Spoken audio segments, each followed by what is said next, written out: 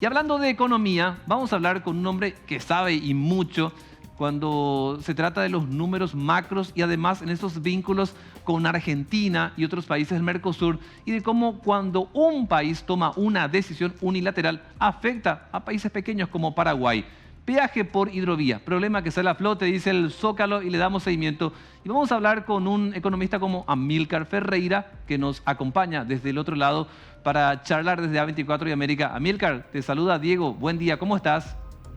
Buen día, Diego. Un gusto saludarte igualmente a la audiencia. Bueno, Amílcar, quiero preguntarte algo que ayer ya veníamos haciendo con otro analista internacional. ¿Cómo ves en cuanto a la solución que pueda darse en este problema diplomático que afecta en la economía de Paraguay, lo de Argentina, como una determinación unilateral? ¿Crees que esta solución que tanto se habla se podría dar con el gobierno de Alberto Fernández o ya con el gobierno entrante de Argentina? Mira, yo creo que esto se va a solucionar únicamente por la vía de la negociación.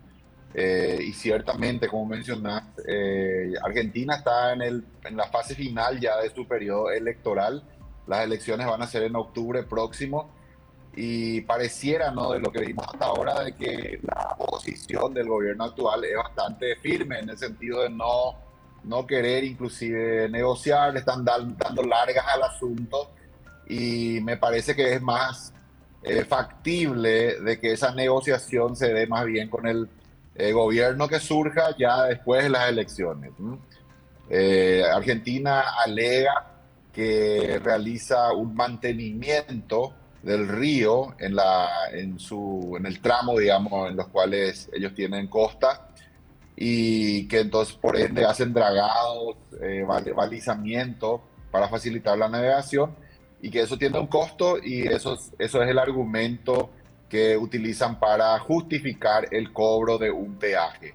Paraguay, por su lado, trae a la mesa el acuerdo de libre navegación que tenemos firmado, que establece la posibilidad del cobro de peaje, pero tiene que ser una cuestión acordada. Y Ajá. ese acuerdo previo no existió. Este cobro del peaje fue una medida unilateral de Argentina. Y bueno, estamos ahí en este momento en ese impasse, ¿verdad? Según las cifras que hemos visto hasta ahora, la estimación de peaje hasta fin de año sería más o menos 50 millones de dólares. Ese sería el impacto para el comercio exterior paraguayo. O sea, esa plata no quiere perder a Argentina. Claro, Argentina, digamos que en cierta manera se financia. Hay que recordar que Argentina tiene una situación de déficit fiscal, digamos, está con una situación fiscal bastante comprometida, entonces seguramente un poco impulsado por eso hace uso de este tipo de medidas para recaudar más y bueno, financiar parte de lo que es el Estado argentino con este tipo de recaudación. Amílcar, para aquellos que por ahí no conocen mucho de este rubro, porque por ahí es muy elitista, ¿cómo se cobra este peaje?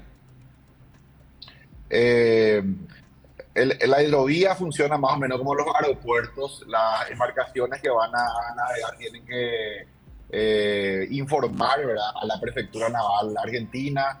Tiene que quedar registrado el trayecto, digamos, la hoja de ruta de cada embarcación, el puerto en el cual va a llegar incluso también. Y entonces, en base a todos estos registros, Argentina liquida, le hace una liquidación, ¿verdad?, del peaje y luego le pasa esa factura a la empresa naviera que opera esa embarcación. Todas estas empresas navieras están registradas también en Argentina porque para poder navegar por territorio argentino tienen que hacer, ¿verdad?, ese registro. Y normalmente esta factura no es que le llega inmediatamente, no es como un peaje terrestre que cuando pasa la embarcación ya tiene que pagar, sino que se le envía a la empresa y bueno, ahí se hacen los trámites para que estas empresas navieras hagan el pago. ¿Qué pasa si Paraguay quiere hacer lo mismo con Argentina? Y puede hacerlo, hay un tramo también donde Paraguay es, digamos, soberano y podría eventualmente implementar una medida similar. Amílcar, ¿qué te pareció que el propio presidente Santiago Peña recibiera a un ministro de Economía de Argentina? Uno puede decir, es importante la función que tiene un ministro de un país X, pero cuando se trata de jerarquías, ¿te parece que fue correcto que un presidente reciba a un ministro? Me parece que hubo un manejo un tanto desprolijo en esa visita del ministro Massa. En primer lugar, fue como una especie de turismo gubernamental, yo le llamo, porque el ministro Massa estaba regresando de Washington y por lo menos da la impresión de que hubo una conversación ahí. Le dijo, bueno, voy a pasar a visitarte, vamos a conversar. No fue, digamos, una visita formal, con una agenda previa, lo que llamamos una visita de Estado, sino que fue más bien una visita a un amigo de manera un tanto informal. Y bueno, se aprovechó la ocasión para conversar, ¿verdad?, de algunos temas, pero claramente si es que hubo algún tipo de acuerdo fue solamente verbal. Esto normalmente para que tenga seriedad, digamos, para que el manejo sea serio, como mínimo tendría que haber una declaración conjunta, una conferencia de prensa en donde ambas partes hacen el anuncio y lo correcto sería incluso que haya un documento firmado, ¿verdad? Pero se manejó, como te dije, de manera un tanto desprolija. La conferencia de prensa la hizo primero el ministro Massa, que en ningún momento mencionó ese acuerdo. Luego, una vez que el ministro Massa se retiró, vino una conferencia de prensa del canciller nacional, donde sí hace el anuncio. Y bueno, después viene el desmentido, ¿verdad? El desmentido del gobierno argentino. Creo que hay que también considerar que el ministro Massa está en campaña, entonces la foto con mandatarios de otros países le ayuda en su campaña política para presentarse, digamos, como un futuro presidente, que bueno, que ya tiene buenas relaciones con presidentes de los países vecinos. Fue más casi, yo diría, un acto de campaña de Massa que otra cosa. Y bueno, también la ingenuidad del lado nuestro de anunciar, ¿verdad? Cosas que se hablaron solamente verbalmente, probablemente, o quizá hubo también algún tema de interpretación, porque eso es lo que alega Argentina. Paraguay malinterpretó lo que se habló y bueno, de este lado dicen lo contrario, ¿verdad? Creo que hubo, como te digo, y redondeo el comentario con esto, un manejo desprolijo. Estas cosas no se manejan de esta manera. Cuando hay una visita de Estado tiene que ser con una agenda previa, una mesa de negociación de ambas partes, ¿verdad?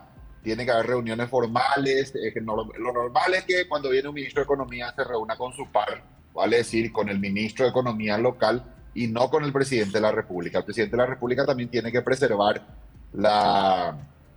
su investidura, ¿verdad? Cuando hay reuniones se tiene que reunir con su par, con el presidente de Argentina. Y bueno, eso es lo que te puedo decir al respecto. Sí. Una última pregunta y ya te dejamos, Amílcar. Hablando de Argentina, hoy leíamos que en los supermercados estaban faltando papel higiénicos, yerba, etcétera. Sabemos que hay un problema económico. ¿Cuándo vos crees, Amílcar, que podría darse una solución verdadera al conflicto económico de Argentina?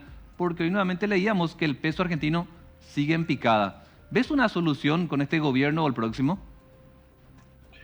Bueno, yo creo que únicamente ya en el próximo gobierno, esta administración actual, que ya está por terminar, repito, en octubre son las elecciones, y si es que hay balotaje, va a ser en noviembre. O sea, a más tardar en noviembre, Argentina va a tener un nuevo gobierno electo. Como ya está de salida, este gobierno también tiene poca fuerza ya para negociar, incluso en la negociación que están llevando adelante con el Fondo Monetario Internacional. Todo apunta a que ya un acuerdo importante que permita, digamos, una normalización de la economía argentina se va a dar al inicio del próximo gobierno. Necesariamente van a tener que hacer una serie de reformas, entre ellas la reducción del déficit fiscal, que es un poco la raíz de todo el problema argentino, ¿verdad? Gastan más de lo que recauda el Estado y eso es insostenible. Eso es lo que genera todo estos desequilibrios macroeconómicos. Ese déficit fiscal lo financian por ahora con emisión, literalmente imprimen billetes para con eso pagar ese déficit. Y eso es insostenible, la inflación está por encima del 100%, ya la vida cotidiana en Argentina se hace difícil porque los precios suben todos los días, inclusive los comercios se quejan de que no hay precios, o sea, ya no saben ni siquiera qué precio poner porque es tan inestable todo. Y como te dije, esto seguramente se va a empezar a resolver a partir ya del próximo gobierno.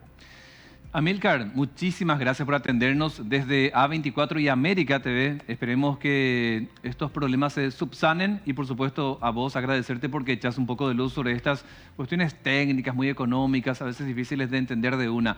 Te enviamos un abrazo, Amílcar. Te seguimos en las redes sociales siempre. Igualmente, un gran abrazo y un saludo a la audiencia. Igual, Amílcar Ferreira, un reconocido economista que aporta datos en su análisis acerca del conflicto que se tiene entre Argentina y Paraguay.